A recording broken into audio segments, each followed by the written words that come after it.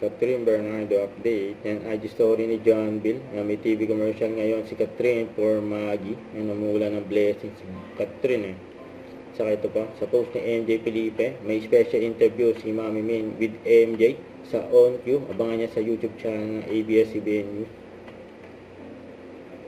Saka ito pa yung behind the scene ni Catherine for Great Taste White. Diba?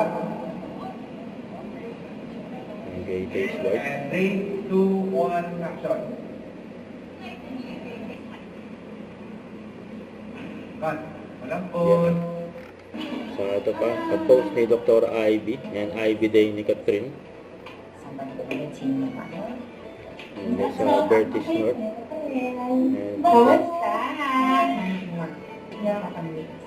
Actually, I haven't been in the US for more than 10 years. Okay. Oh, as we're preparing for then session ni Catherine. preparing her for Yes. fashion show.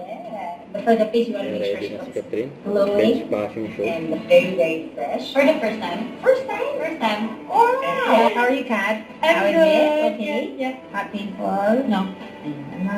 I feel like my skin kasi now, Doc, it's a Yes. bit dry. Yes. Kaya sinabi nila, we might as well do that. You're right. Yan. We're done. Kakakuntuan namin. I didn't realize we're done. We're done. I feel medyo mas hydrated din sa cheeks ko. Kanina medyo dry siya. Parang almost everyday I have makeup. Na whole day.